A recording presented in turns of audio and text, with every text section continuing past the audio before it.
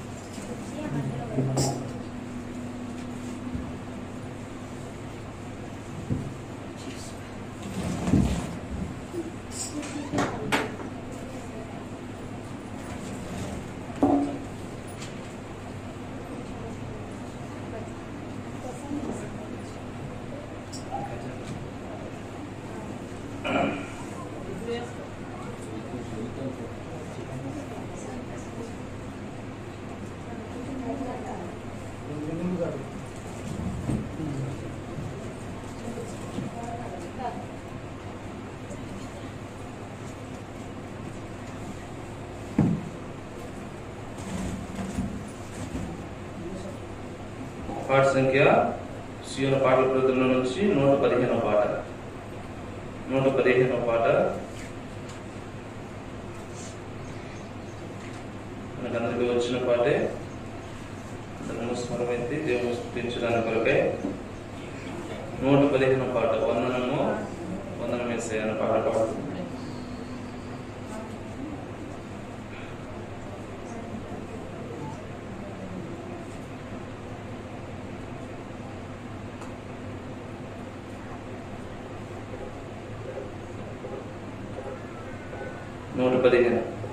వందనమో వందనమేసయ్యా, వందనమో వందనమేసయ్యా, అందుకొనుము మా దేవా మాదు వందనమందుకొనుమయ్యా. వందనమో వందనమేసయ్యా, వందనమో వందనమేసయ్యా, అందుకొనుము మా దేవా మాదు వందనమందుకొనుమయ్యా.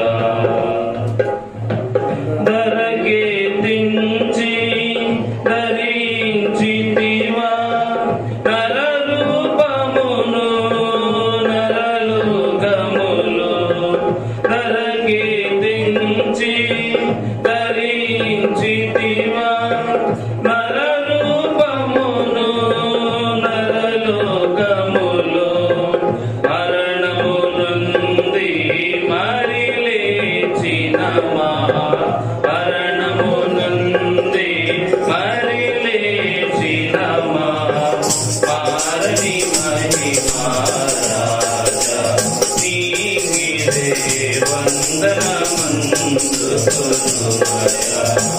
వందనమో వందనమేసయ్యా, వందనమో వందనమేసయ్యా, అందుకొనుము మా దేవా మాదు వందనమందుకొనుమయ్యా. పాపిని చూసి ప్రేమను చూపి కరుణాకరము కల్వరి కడకు, పాపిని చూసి ప్రేమను చూపి కరుణాకరము కల్వరి కడకు, నడిపించి కడు ప్రేమతో కడిగి, నడిపించి కడు ప్రేమతో కడిగి, కన్నీటిని తుడచినది ప్రేమకు సాటి లేని వందనమో వందనమేసయ్యా, వందనమో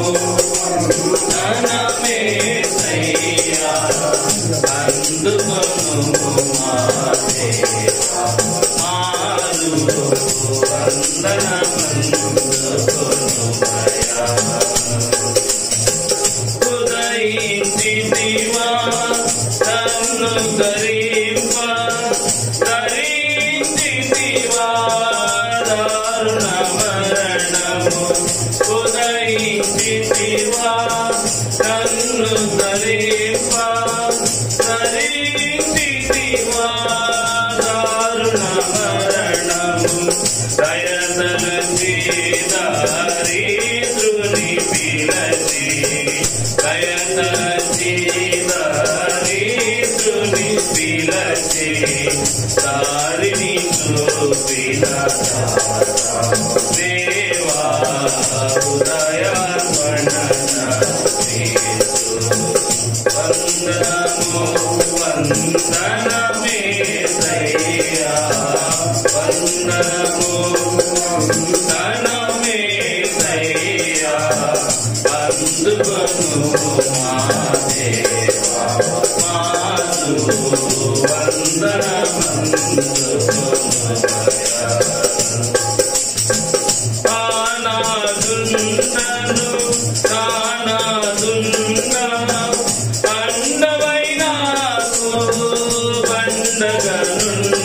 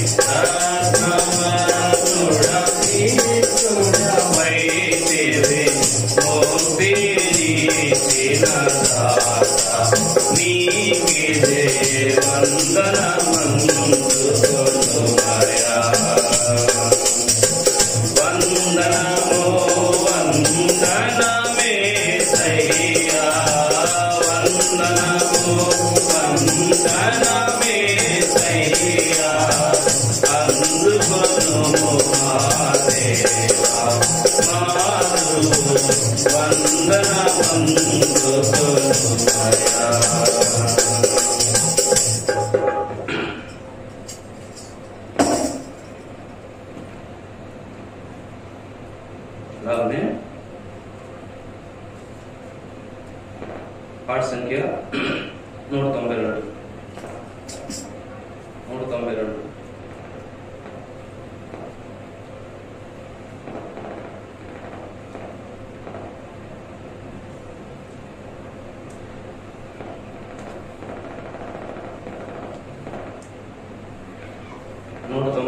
నా ప్రియుడా పాప విమోచకుడైన పాట పాడుతుంది.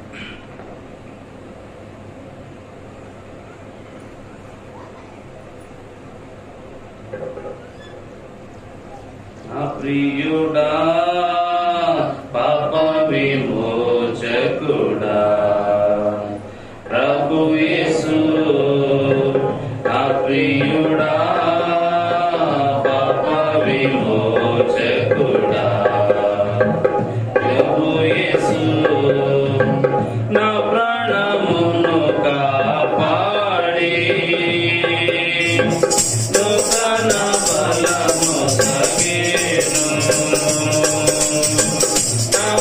ప్రాణమును కాపాడి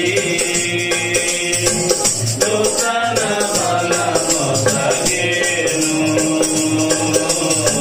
స్తుతి గీతములతో ఆరాధించెదను ఎల్లప్పుడూ స్తుతి గీతములతో ఆరాధించెదను ఎల్లప్పుడూ నా ప్రియుడా పాప విమోచకుడా ప్రభు యేసు నా ప్రియుడా పాప విమోచకుడా ప్రభు యేసు యేసుని రక్తమందు ముక్తి లభించెను స్తుతించెదను యేసుని రక్తమందు ముక్తి లభించెను స్తుతించెదను యేసుని నిత్య జీవము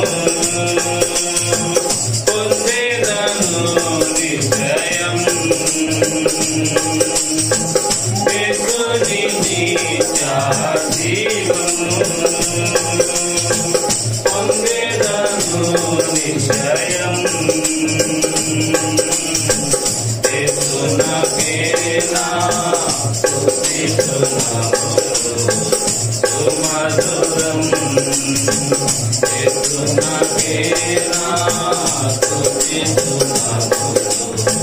సుమధురం నా ప్రియుడా పాప విమోచకుడా ప్రభు యేసు నా ప్రియుడా పాప విమోచకుడా ప్రభు యేసు తల్లి గర్భమునే ఎరిగి నన్ను ప్రేమించెను తల్లి గర్భమునే ఎరిగి నన్ను ప్రేమించెను తల్లిని మించిన ప్రేమ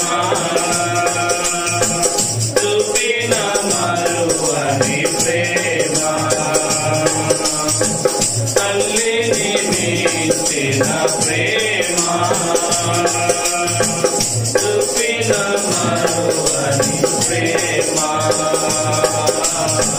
తల్లి మరచిన మరువడేసు తీరతము తల్లి మరచిన మరువడేసు తీరతము నా ప్రియుడా పాప విమోచకుడా ప్రభు యేసు నా ప్రియుడా పాప విమోచకుడా ప్రభు యేసు సూర్యకాంత సుగంధ సురిత సువర్ణము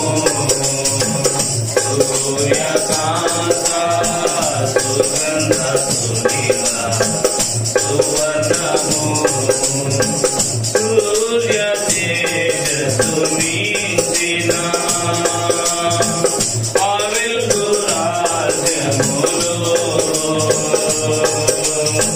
సూర్య తేజస్సు మించిన ఆ వెలుగు రాజ్యములో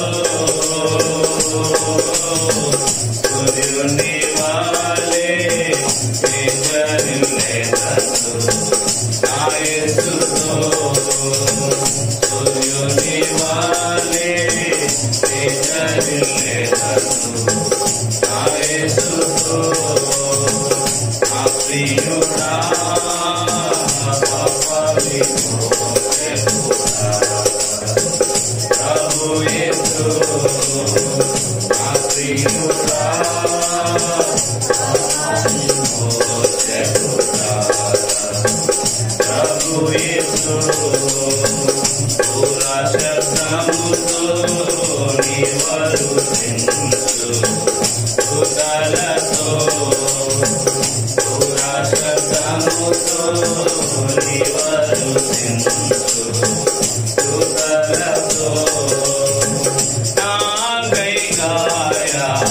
పడినా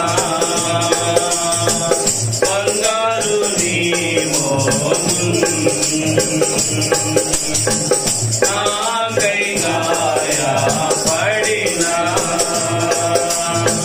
బంగారు నీ మోమున్ రక్షణతోనే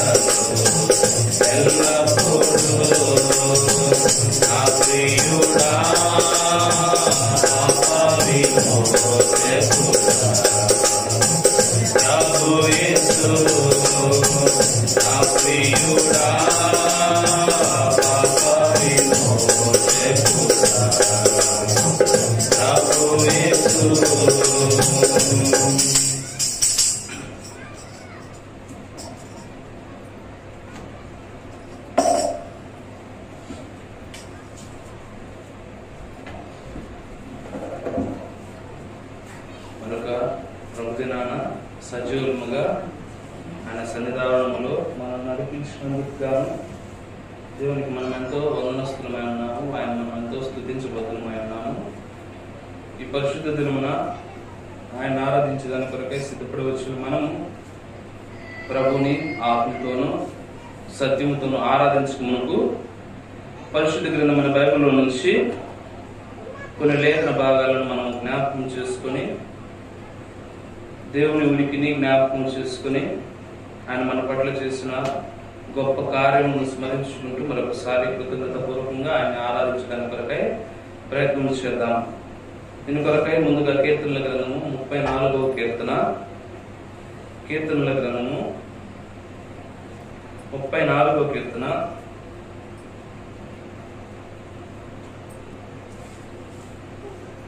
మొదటి 3 వచనాలను మనమందరం కలిసి చదువుకుందాం. కీర్తనల గ్రంథము 34వ కీర్తన మొదటి 3 వచనాలను మనమందరం కలిసి చదువుకుందాం. 34వ కీర్తన మొదటి 3 వచనములు. నేను ఎల్లప్పుడూ పేజ్ నెంబర్ 468, పేజ్ నెంబర్ 468. దయచేసి బైబిల్ చదవగలిగిన వారంతా తీసి చూడండి, పేజ్ నెంబర్ 468. నేను ఎల్లప్పుడూ యెహోవాను సన్నుతించుదును, నిత్యము ఆయన కీర్తి నా నోట నుండును. యెహోవాను బట్టి నేను అతిశయించుచున్నాను, దీనులు దానిని విని సంతోషించెదరు. నాతో కూడి యెహోవాను గణపరచుడి, మనము ఏకముగా కూడి ఆయన నామమును గొప్ప చేయుదము. మనము చదివిన ఈ 3 వచనాల్లో మొట్టమొదటి మాట ఏమనుంది? నేను ఎల్లప్పుడూ యెహోవాను సన్నుతించుదును, నిత్యము ఆయన కీర్తి నా నోటనున్నది.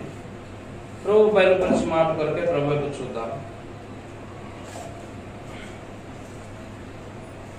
కృపా సత్య సంపూర్ణుడా, సర్వశక్తిమంతుడా, సర్వోన్నతుడా, సర్వాధికారి, నీ ఘనమైన మనోహరమైన పూజనీయమైన నామమును బట్టి మరొకసారి బంగారు పాదాలకు వందన స్తుతులు స్తోత్రాలు చెల్లిస్తున్నాము.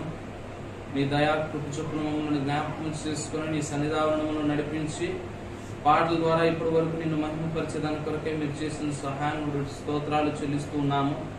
దేవా, ఈ పరిశుద్ధ దినమున సమకూర్చబడిన మేము నిన్ను ఆరాధించుకుమునుకు కీర్తనల గ్రంథము 34 అధ్యాయంలో నుంచి ప్రభా చదివిన లేఖన భాగాన్ని ప్రభా మా కొరకే విడిచి పంచిపెడుతున్నామని ప్రార్థిస్తున్నాం.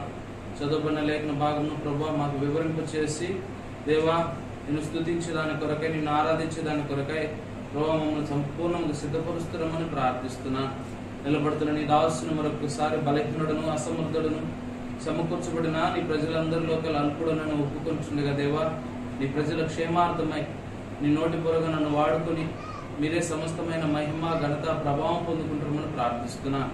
మరొకసారి వచ్చిన బిడ్డలు స్తోత్రములు మార్గమధ్యను అని కూడా ప్రభా నీ సన్నిధి త్వరితముగా నడిపించి మీరే మహిమనందుతురమ్మని ముందున్న సమయం నీ దగ్గర హస్తాలకు అప్పచెప్పుకుంటే దేవా నీ విననైన స్వరం వినిపించబోతుండగా దేవా వినగలిగిన మనస్సును ప్రభా లోబడే హృదయాన్ని ప్రభా మాకందరికీ దయ చూపిస్తారమని సమస్తమైన మహిమ ఘనత ప్రభా మీరే పొందుకుంటారమని మమ్మల్ని మేము తగ్గించుకుంటే మీ ఘనమైన నామని హెచ్చిస్తూ క్రీస్తు నామమున పేరిట ప్రార్థించి స్తుతించి వేడుకుంటున్నాం పరమ తండ్రి, ఆమేన్.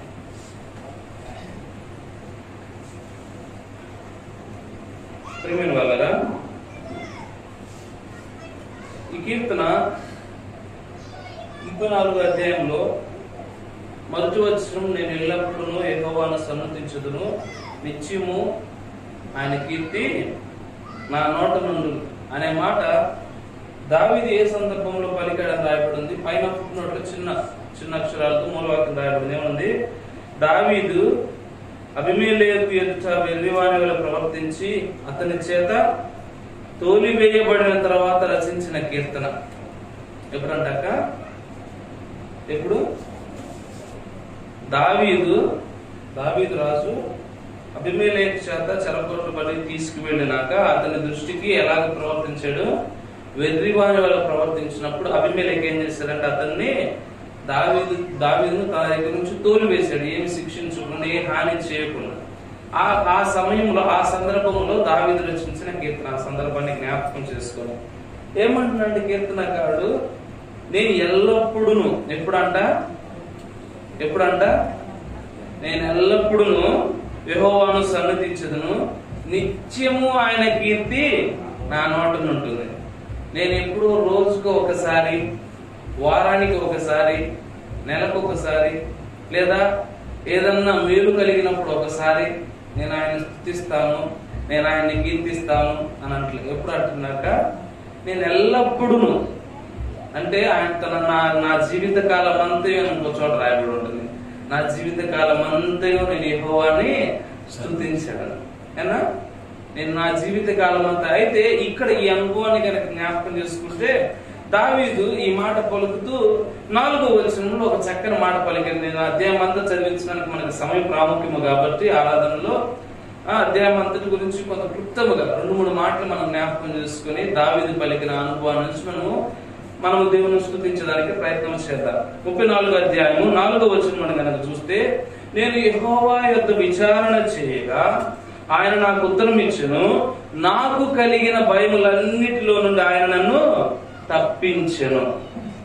నేను ఎల్లప్పుడూ యెహోవాను స్తుతించెదను, నిత్యం ఆయన కీర్తి నా నోటనున్నది. యెహోవాను బట్టి నేను అతిశయిస్తున్నాను, ఆయనను జనులందరూ మనం ఏకముగా కూడా ఆయన నామను కీర్తిద్దామని కేవలం తను స్తుతించడం మాత్రమే కాదు, సమాజం అంతటిని కూడా సమకూర్చాలని చూస్తున్నాడు. 3వ వచనం మనం చూసాం ఇందాక, నాతో కూడి యెహోవాను ఘనపరచుడి. రాస్తున్న పత్రికలో ఆయన రాస్తున్న కీర్తన చదువుతున్న వారందరితో ఆయన చెప్తున్న మాట, నాతో కూడి యెహోవాను, ఆయన ఘనమైన నామాన్ని మనం ఘనపరచాలి. ఎందుకంటే ఆయన నామాన్ని హెచ్చించాలి. ఎందుకు అని అడిగితే, నా జీవితంలో నేను పొందుకున్న ప్రాముఖ్యమైన ఒక మేలు ఏంటి అంటే, ఆయన అంటున్నాడు, నేను యెహోవా యొద్ద విచారణ చేయగా ఆయన నాకు ఉత్తరం ఇచ్చును, నాకు కలిగిన బాధలన్నిటి భయములన్నిటిలోనూ ఆయన నన్ను తప్పించును. ఇప్పుడు నేను ఒక మాట అడుగుతున్నాను, దావీదుకి భయం ఉందా? దావీదుకి భయం ఉందా? నేను దేవుడి భయం గురించి మాట్లాడలేదు. ఆయన అంటున్నాడు కదా కీర్తనకారుడు, దావీదు రాస్తూ వచ్చిన మాట ఏంటంటే, నేను ఎక్కువ విచారణ చేయగా ఆయన ఏం చేశారంట, నా భయములన్నిటిలో నుంచి నన్ను తప్పించను అన్నారు. ఇప్పుడు మనం దావీదు చరిత్ర గురించి మనకు బాగా తెలుసు. రాజైన దావీదు బాల్యం నుంచి తన మరణమైనంత వరకు కూడా పరిశుద్ధ గ్రంథమైన బైబిల్లో పొందుపరిచి మనం ఎంతో కాలం నుంచి వింటూ ఉన్నాం. దావీదుకి ఏమన్నా భయాలు ఉన్నాయా? దావీదుకి ఏమేమి భయాలు ఉన్నాయి మీకు తెలిసింది చెప్పండి. ఏనా అక్క మీరు చెప్పాలి, ఎవరైనా దావీదుకి ఏమంటే భయం ఉంది?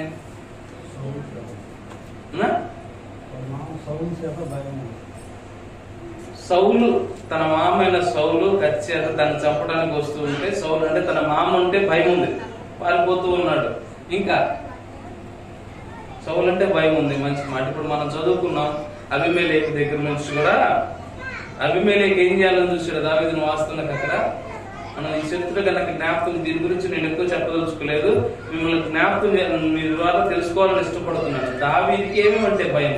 ఒకటి మీరు చెప్పినట్లుగా సౌలు, తన మామైన సౌలు అంటే భయపడుతూ వెళ్ళాడు, ఎందుకంటే తను చంపడానికి చూస్తున్నాడు. కానీ మన దావీదు జీవితం చూస్తే తన కుమారుడైన అబ్షాలోము నుంచి ఏం చేశాడన్నా, తన కుమారుడైన అబ్షాలోము నుంచి కూడా ఏం చేశాడు దావీదు? భయపడి పారిపోలేదు, దాక్కోలేదా? తన కుమారుడు భయపడి వెళ్ళాడా లేదా? అవునా కదన్నా? భయపడి వెళ్ళాడా లేదా?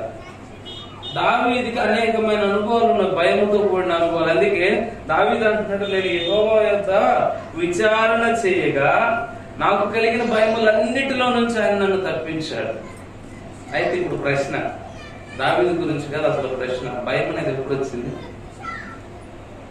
భయం అనేది ఎప్పుడు వచ్చింది? భూమి మీదకి మానవుని జీవితంలోనికి భయం అనేది ఎప్పుడు వచ్చింది? భయం అనేది ఎప్పుడు వచ్చింది చెప్పండి, నాకు తెలీదా? యాక వింటున్నారా? భయం అనేది ఎప్పుడు వచ్చింది?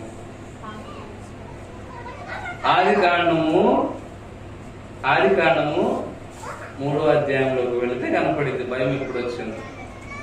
దేవుడు తన స్వరూపములో ఆదామును, తన పోలికలో నరులను గల ఆదామును అవని ఇరువురిని చేసుకుని మట్టి నుంచి తీసిన ఆదామును, తన మాంసంలో నుంచి చేయబడిన అవని ఇరువురిని కూడా ఏదైనా తోటలో ఉంచినప్పుడు అక్కడ రాయబడిన మాట ఏంటంటే, ప్రతి చల్లపూట యెహోవా వారితో సహవాసము కలిగి ఉన్నారు. ఏదైనా తోటలో ఉండాలి. ఆదికాండం 3వ అధ్యాయంలో ప్రతి చల్లపూట యేసు తండ్రి అయిన దేవునితో సహవాసం కలిగి ఉన్నారు ఆదాము అవ్వలు ఇరువురు. ఆది దంపతులు ఏం చేస్తున్నారంటే, వారు యెహోవాతో సహవాసం ప్రతి చల్లపూట అంటే రోజుకు ఒకసారి కాదు, సామాన్యముగా ఉదయకాలము, సంధ్యవేళ, సాయంత్రము, ప్రతి చల్లపూట కూడా తండ్రి అనే దేవునితో ఏదైనా తోటలో సంభాషణ జరుగుతూ ఉంది.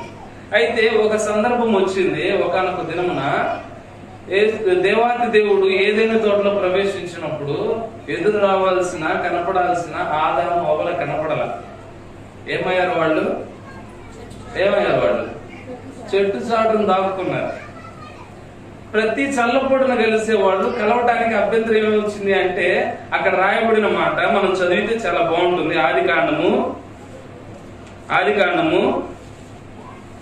3వ అధ్యాయము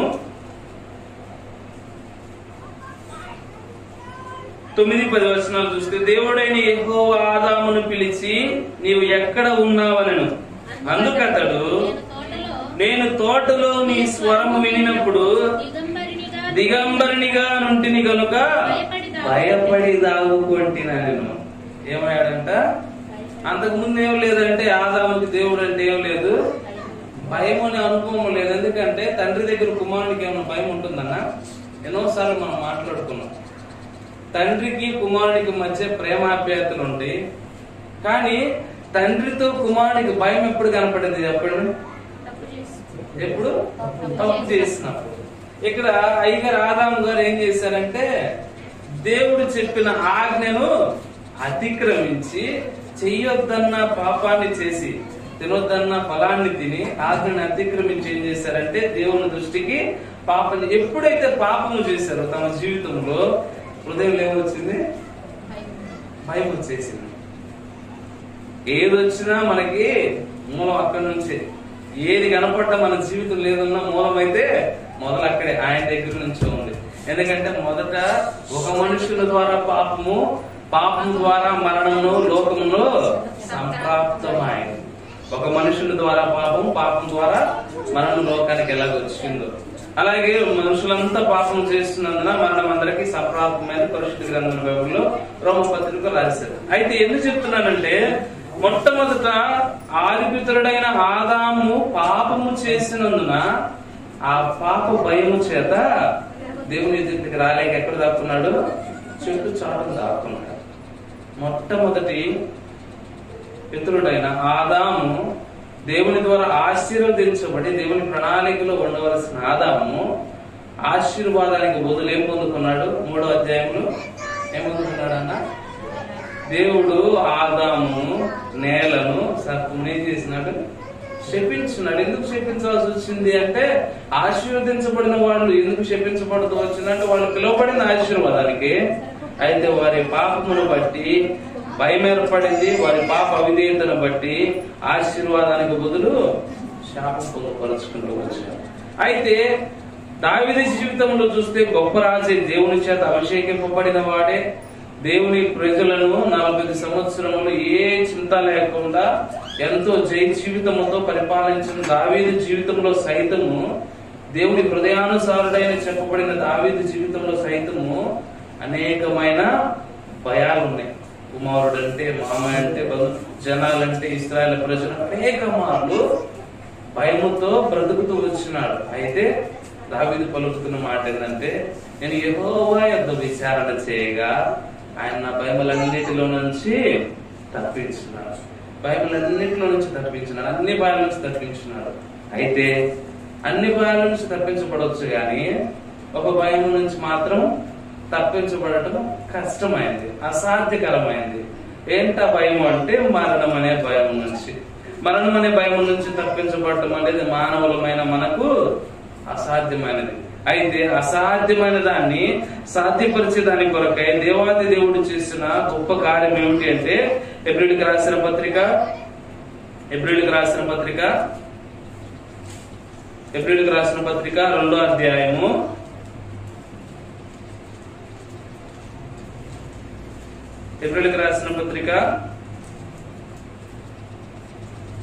2వ అధ్యాయము 14-15 వచనాలు కనుక మనం జ్ఞాపకం చేసుకుంటే, హెబ్రీయులకు రాసిన పత్రిక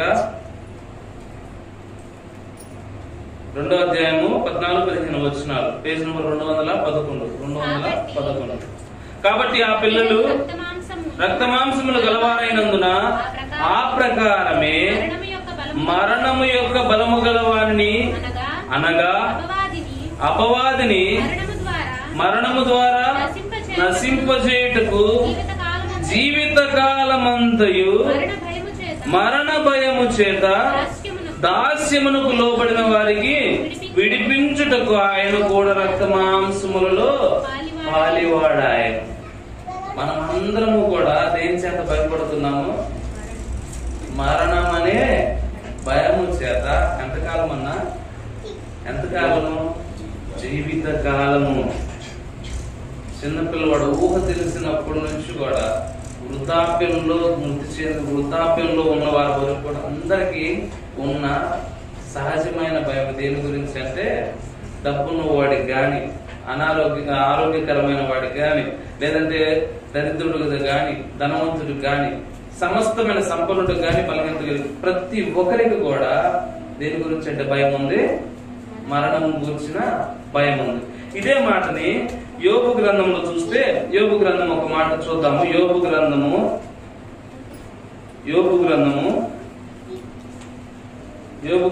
20వ అధ్యాయము, యోబు గ్రంథము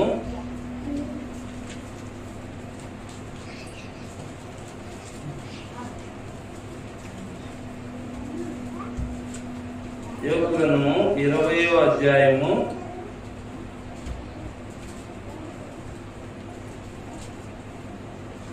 15వ వచనం,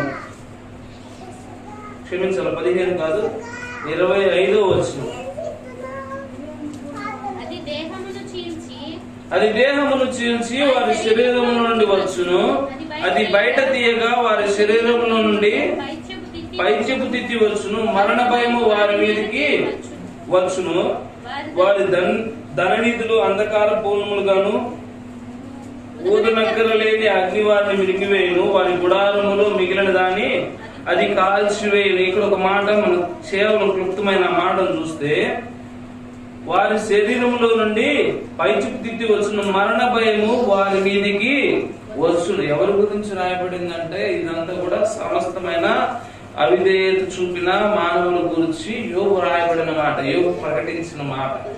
ఏమొస్తుందంటన్నా వారి శరీరంలో నుంచి మరణ భయం వస్తుంది అంటే వచ్చిన ఈ మరణ భయం. అందుకే ఆదాముకి దేవునితో నిత్యం సత్సంబంధం కలిగినంత కాలం లేని భయము అవిధేయత చూపించిన తర్వాత ఏమొచ్చేసిందంటే ఆ భయం వచ్చి దేవుడు ఎదుటికి రాలేకపోయాడు. దేవుడు పలికిన మాట ఏంటంటే, ఆదామా నువ్వు ఎక్కడంటే నేను భయముతో దాక్కున్నాను అన్నప్పుడు ప్రభు అడిగిన మాట, నీవు దిగంబరమని నీకు తెలియపరచిన వాడు ఎవడు అంటే ఆజ్ఞ అతిక్రమించావు, చేయొద్దన్నా చేసావు, దాని ద్వారా నీకు భయము కలిగింది. నువ్వు చేయరాని తప్పు చేసావు గనక దాన్ని బట్టి నీకు శాపం వస్తుంది, నువ్వు భయపడుతున్నావు. ఆ భయాన్ని బట్టి నువ్వేం చేయాలో నీ జీవిత కాలం అంతా మరణ భయం చేత నువ్వు జీవిస్తూ ఉండాలి. మరణ భయం కలిగిన వాడు ధైర్యం ఉంటే ఎక్కడికైనా వెళ్ళగలుగుతాడు, ధైర్యం ఉంటే ఏదైనా చేయగలుగుతాడు. భయం ఉన్నవాడు ఏం చేస్తాడన్నా? భయం ఉన్నవాడు ఏం చేస్తాడు? ఏమీ చేయలేడు. భయం ఉన్నవాడు ఏమీ చేయలేడు. అయితే మనమంతా మరణ భయం, అందుకే ప్రయాణాల విషయంలో కానీ రకరకాలమైన కలవర పరిస్థితులు ఉంటాయి, కలవరపైన పరిస్థితులు ఉంటాయి. అయితే మనం చదివిన హెబ్రీయులకు రాసిన పత్రిక 2వ అధ్యాయం 14-15 వచనంలో చూస్తే, జీవిత కాలమంతయు మరణ భయము చేత ఉన్న మనలను ఏం చేయటానికి, ఆ మరణ భయం నుంచి తప్పించి దాని కొరకై, ఆ మరణ భయం నుంచి మనల్ని తప్పించి దాని కొరకై దేవాది దేవుడు, పరిశుద్ధుడైన ఆ దేవుడు ఏం చేస్తున్నాడు? రక్త మాంసములలో పాలిభాగస్తులతో వచ్చినాడు. ఎన్నోసార్లు మీతో చెప్పాను కదా, యేసుక్రీస్తు ప్రభువు మన పాపముల నిమిత్తం మరణించాలంటే కేవలం శిరశ్ఛేదము చేయబడటము ఏదో ఒకటి జరిగితే క్లుప్తముగా అయిపోవాలి. మరణించడానికి వచ్చినవాడు మరణించి ముగించబడాలి. కానీ ఆయన పొందిన దెబ్బల గురించి పదే ఎందుకు చెప్తున్నానంటే, మన సమాధానార్థమైన శిక్ష, ఆయన పొందిన ప్రతిదీ కూడా వాక్యానుసారముగా, ధర్మశాస్త్రానుసారముగా మన పైన మోపబడిన ప్రతి భారాన్ని ఆయన తీసివేసి దాని కొరకు ఆయన మేకులు కొట్టించుకున్న, దేహాన్ని దున్నించుకున్న, ఉమ్మి వేయబడిన, అవమానపరచబడిన, చెంపలు కొట్టబడిన, ముళ్ళ కిరీటం ఏమి చేసినా అదంతా కూడా మన పాపమును బట్టి, మన అపరాధమును బట్టి మనం పొందవలసింది. అందుకే మన సమాధానార్థమైన శిక్ష. మన అనే మాట చూసుకుంటే ఎవరికి వాళ్ళు వ్యక్తిగతంగా మనం పరీక్షించుకోవాల్సిందే. ఎవరికి వాళ్ళు వ్యక్తిగతంగా మన జీవితం అలాగే ఉంది, అవునా కదా? మన పాపముల చేత, మన అపరాధముల చేత, ఎఫెసీయులకు రాసిన పత్రికలో మనము చచ్చిన వారమై ఉండగా పాపము చేస్తూ ఉన్నాము, అపరాధములు చేస్తూ ఉన్నాము, దాన్ని బట్టి మనము మరణించినాము. మరణ భయం వచ్చేది, నీవు జీవించుచున్నావు అన్న పేరు మాత్రం ఉన్నది కానీ మనం ఎలా ఉన్నాము? మృతులమై ఉన్నాము. దేవుని దృష్టికి మనం సజీవులముగా కనపడు. ఎందుకంటే పాపము చేసిన వారి ప్రార్థన దేవుడు ఆలకించుడు. పాపము చేసిన వారి ప్రార్థన వినటానికి ఆయన సమ్మతిస్తాడా? ఎందుకంటే యెషయా గ్రంథం మనం పదే జ్ఞాపకం చేసుకుని పోయిన వాళ్ళు కూడా యెషయా గ్రంథం 59వ తెలుగు రాయబడిన మాట ఏంటంటే, నీ పాప దోషములు ఏమో కానీ దేవుని దగ్గరికి నీ ప్రార్థన రాకుండా అడ్డుగా ఉన్నాయి. ఈ మాట మనం పదే చెప్తూ ఉంటాం. ఎందుకంటే పాపము చేసిన వారు ప్రభు దగ్గరికి ప్రార్థించినా, ప్రభు దగ్గర కనిపెట్టినా సరే క్షమాపణ దొరకదు. అయితే మన విజ్ఞాపన వినపడదు. అయితే మన పక్షముగా మధ్యవర్తిగా దేవాతి దేవుడు యేసుక్రీస్తు వారు మధ్యవర్తిగా వచ్చారు. తండ్రి అయిన దేవునికి మనుషులకి, పాపములో ఉన్న మానవులకి మధ్యవర్తిగా క్రైమ్ చెల్లించి ఆయన ఏం చేస్తున్నాడు? దేవునికి మనులకును మధ్యవర్తి ఒక్కడే. ఎవరైనా? క్రీస్తు యేసు అను నరుడు. ఎందుకు రాయబడింది? దేవాది దేవుడు పాపుల యొక్క భారను భరించడానికి కొరకు నరావతారికి వచ్చినాడు కనుక, ఇందాక కూడా మనం పాడుతున్న పాట అది. ఆయన నరావతారికి వచ్చినాడు కనుక ఆయన నరావతారికి వచ్చి నరుల యొక్క పాప భారములు ఆయన పైన వేసుకున్నాడు. దేవాది దేవుడికి వచ్చి దేవుని దగ్గర నుంచి సన్ని చేసుకుంటూ వచ్చినాడు. ఆ రీతిగా మన మరణ భయం నుంచి మనల్ని ఏం చేస్తున్నాడు? సంపూర్ణంగా తప్పించి విమోచించినాడు. ఇది మొట్టమొదటి అనుభవం. ఇంకా మనం కనుక చూడగలిగితే ఇదే కీర్తనల గ్రంథము 34వ అధ్యాయం కనుక చూడగలిగితే, మొట్టమొదట ఆయన ఎంత విచారణ చేయగా, దావీదైతే దేవుని దగ్గర విచారణ చేస్తే తన భయాలన్నింటి నుంచి తప్పించినాడు. మనకైతే తప్పించడానికి కొరకు మనం విచారణ చేయకుండానే మనం దేవుని వేడుకోవడానికి మునుపే దేవాతి దేవుడు మనం ఇంకను బలహీనులమై భయముతో మృతమైన జీవితం చూస్తున్న మనల్ని ప్రేమించిన దేవుడు మన కొరకై ఆయన శరీరుడికి ఈ లోకానికి వచ్చి కలువరిస్తున్న భయాలు చెల్లించి కేవలం ఆయన వైపు చూచుట ద్వారా, ఆయన స్వరం వినుట, ఆయన విశ్వాసం ఉంచుట ద్వారా మన మరణ భయాన్ని ఏం చేస్తున్నాడు? తప్పించినాడు. రెండవ మాట చూస్తే అక్కడే ఉన్న మాట 5వ వచనం, వారు ఆయన తట్టు చూడగా వారికి వెలుగు కలిగెను, వారి ముఖములు ఎన్నడను లజ్జింపకపోవు. దేవుని వైపు చూసినందుకు, అందుకే దేవుని వైపు రావటానికి వారికి ఏమొచ్చింది? మేము దిగంబరులమని సిగ్గు వచ్చి దేవుని దగ్గరికి రాలేకపోయారు. అయితే సిలువ వేయబడిన క్రీస్తు వైపు మనం చూసిన దాని పేరిట మన పాపముల అపరాధములు బట్టి ఉన్న అవమానం ఏమైంది? మొత్తం కడగవేయబడింది కనుక మనము ఆయన వెలుగులోనికి వచ్చిన కనుక మనకేముండదు? మన ముఖంలోకి ఏమున్నదని ఇంకా ఉందా? ఇప్పుడుందా? క్రీస్తు విషయమై నిందపడటానికి మనం ఏమైనా సిగ్గుపడతామా? ఒకప్పుడు ఏంది? ప్రభు ఎవరన్నా ఏదన్నా మాట ఏమనుకుంటారు, ఇలా ఉంటే ఏమనుకుంటారు, రకరకాలైన సిగ్గు భయాలు ఉండేవి. కానీ ప్రభు నామ నిమిత్తమై ఇతను ధైర్యముగా ఏదన్నా చేయటానికి ముందుకు వెళ్తే ఎవరేమనుకున్నా ఆ దేవుని బట్టి వెళ్తున్నామా లేదా? అందుకే వారు ఆయన తట్టు చూడగానే, సిలువ వేయబడిన క్రీస్తు తట్టు మనం చూడగానే మన జీవితంలో ఏమైందన్నా? సిగ్గు అనేది అవమానం అనేది. ఎందుకంటే మన నిమిత్తము మన తండ్రి అయిన దేవుడు తన కుమారుడిని పంపుతూ వచ్చినాడు. మన బదులుగా ఆయన సమస్తం పొందుకున్నాడు. ఎంత ఘోరమైన మాటలు మనం కనుక చూడగలిగితే యెషయా గ్రంథంలో ఎంత బాధాకరమైన మాటలు. అల్పులమైన మన కొరకై పరిశుద్ధుడు కొనియాడబడి ఆ దేవాది దేవుడు పొందిన అవమానం అంతా ఇంత కాదు, ఆయన పొందిన శ్రమ అంతా ఇంత కాదు, ఆయన పడిన బాధ అంతా ఇంత కాదు. ఎందుకయ్యా నువ్వు ఇంత చేసావంటే, నన్ను ప్రేమించి మనలను ప్రేమించి మనలను మన పైన ఉన్న దోషాన్ని తీసివేసి, మరణ భయాన్ని నుంచి తీసివేసి, అవమానం నుంచి మనల్ని తీసివేసి మనకి ఘనతని గౌరవాన్ని ఇచ్చేదాని కొరకై దేవాది దేవుడు చేసిన అద్భుతమైన కార్యాన్ని బట్టి దేవుడు మనం స్తుతించబద్దలమై ఉన్నాం. అంత మాత్రమే కాదు, 6వ వచనం చూస్తే, ఈ దినుడు మొరపెట్టగా యెహోవా ఆలకించును, అతని శ్రమలన్నిటిలో నుంచి అతన్ని రక్షించెను. ఏముంది? శ్రమలన్నిటిలో నుంచి. ఏ శ్రమలు? కొన్ని కాదు, కొన్ని శ్రమలను రాయవాళ్ళ అన్ని శ్రమల్లో నుంచి ఆయన రక్షిస్తూ ఉన్నాడంట. ఎందుకు? ఒక మాట అక్కడే మనం చూడగలిగితే, అక్కడే మనం కనుక చూడగలిగితే 15వ వచనం 34 అయితే 15వ వచనం చూస్తే, యెహోవా దృష్టి నీతిమంతుల మీద ఉన్నవి, ఆయన చెవులు వారి మొరలకు ఒగ్గి ఉన్నవి. అలాగే 19వ వచనం, నీతిమంతుడు కలుగు ఆపదలు అనేకములు, వాటన్నిటిలో నుండి యెహోవా వారిని వేడిపించును. ఎందుకంటే ఆయన మనలను సంపూర్ణంగా రక్షిస్తాడు, శ్రమలన్నిటిలో నుంచి విమోచిస్తాడు, మనల్ని ప్రతి విధమైన సమస్య నుంచి, శ్రమల నుంచి, ఆపదల నుంచి ఆయన తప్పిస్తాడు. అయితే అక్కడ రాయబడిన ప్రాముఖ్యమైన మాట ఏంటంటే నీతిమంతులు అనే మాట రాయబడుతుంది. యెహోవా కన్నులు ఎవరిపైన ఉన్నాయంట? నీతిమంతులు అని పదే యెహోవా నీతిమంతుల పైన తన కన్నులు ఉంచారు, నీతిమంతులకు ఆపదలు కలిగిన ఆయన తప్పిస్తా ఉన్నారు. అయితే మనం ఎలా ఉన్నాము? ఇందా చెప్పుకున్న ఎఫెసీయులకు రాసిన పత్రిక 2వ అధ్యాయం ప్రకారంగా మనం పాపముల చేతను, అపరాధముల చేతను, పాపములు చేసిన వాళ్ళు నీతిమంతులం అవుతామా? అపరాధాలను బట్టి నీతిమంతులం అవుతాం కాదు. కానీ క్రీస్తు రక్తం, మొదటి యోహాను పత్రిక ప్రకారం క్రీస్తు రక్తం నిత్యముకైన క్రియల నుంచి మనల్ని శుద్ధీకరించి మనల్ని ఏం చేసినాయి? నీతిమంతునిగా, పవిత్రమంతునిగా మార్చి వేసినాయి. ఆయన రక్తం ద్వారా మనం శుద్ధీకరించిన తర్వాత మనల్ని ఏం చేసినాడంటే ఆయన నీతిమంతుడిని కొత్త పేరు పెట్టేశాడు. ఇతడు నీతిమంతుడు పరిశుద్ధులని నూతనమైన నామముతో మనల్ని పిలుస్తూ వచ్చినాడు గనక క్రీస్తు రక్తంలో కడగబడిన మనం అందరం ఏమైపోయాము? నీతిమంతులను దేవుడు ఎంచినాడు. అందుకే మనము క్రీస్తుని అంగీకరించిన మనం ఆయన రక్తం చేత కడగబడిన మనం ప్రార్థించిన ప్రత్యక్షను మనం అడగక మునుపే, అడిగినప్పుడే కాదు అడగక మునిపే మన శ్రమలన్నింటిలో నుంచి దేవాతి దేవుడు మనల్ని తప్పిస్తూ వచ్చాడు. ఎలా తప్పించాడంట? ఒకసారి ఆ మాట చూద్దాం. 7వ వచనం. యెహోవా యందు భయభక్తులు గలవారి చుట్టూ ఆయన దూత ఏం చేసినాడు? కావలి ఉండి వారిని రక్షించు. దేవాతి దేవుడు మనకు విమోచన, మనకి భద్రతనిచ్చేదాని కొరకై, మన ఆపదల నుంచి మన శ్రమల నుంచి మనల్ని తప్పించడానికి కొరకై ఎవరు ఉంచినాడు? నీతిమంతుల చుట్టూ, దేవుని యందు భయభక్తులు కలిగిన చుట్టూ ఆయన దేవదూతల కాపుదలు ఉంచినాడు. దేవదూతల ద్వారా మనల్ని భద్రపరుస్తూ వచ్చినాడు. అంత మాత్రమే కాదు, ఇంక చిన్న మాట కనుక అక్కడే చూస్తే 10వ వచనం. సింహపు పిల్లలు లేవి గలవై ఆకలి గురును, యెహోవాను ఆశ్రయించే వారికి ఏ మేలు కొదువై ఉండదు. సింహపు పిల్లలైనా సరే ఆకలి కొని ఏమవుతాయంట?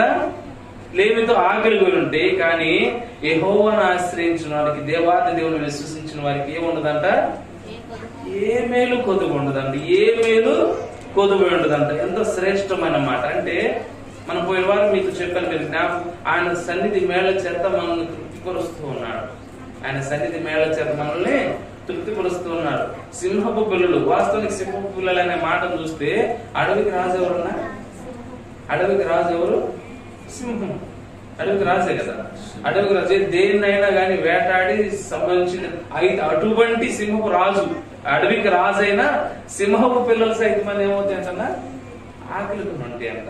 కానీ దేవాది దేవుని విశ్వసించి శిలువ రక్తము చేత కడగబడి నీతిమంతులు మనం ఎంచబడి ఆయన బిడ్డలుగా జీవిస్తున్న మనకు మాత్రము ఏ మేలు ఏముండదు?